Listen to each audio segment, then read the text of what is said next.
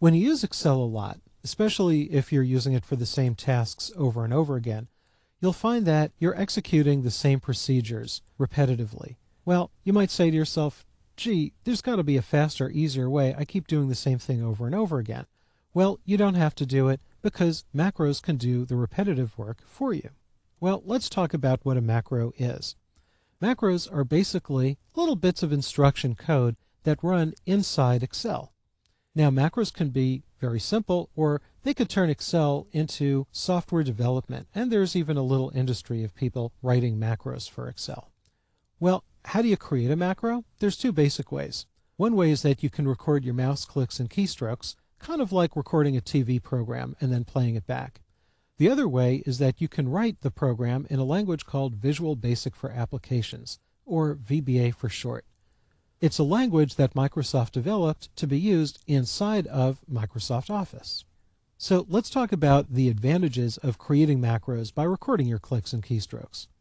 First is you don't have to know anything about programming, and the other is that you already know Excel, so leverage that and let Excel record your knowledge for you. But there are disadvantages of only recording your clicks and keystrokes. One is that if you don't know Visual Basic, you can't modify that macro once you've created it. If you want to modify it, you have to record it over. A macro that you record can't make any decisions. It can't say this number is high, or gee, this number is low, or what if the username is Joe, then execute a certain procedure. It really doesn't have any intelligence. Also, if you make any mistakes when you're recording the macro, even if you correct them, Excel is still going to record those mistakes and the corrections, because Excel can't read your mind. It's only recording what you're typing and what you're clicking. So there are definite advantages to writing macros in Visual Basic. One is that you can modify the macros as much as you like, or as much as you understand the VBA. The macros can make decisions for you.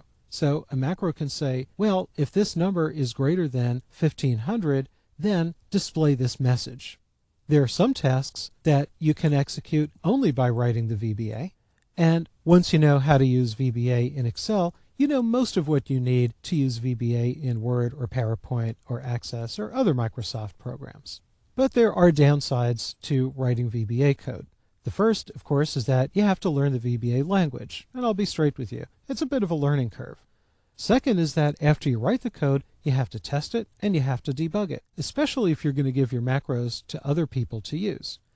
And finally, there are some tasks that are very simple, and it can actually take longer to program them than to record your clicks and keystrokes. And even the best programmers will record clicks and keystrokes as part of their development.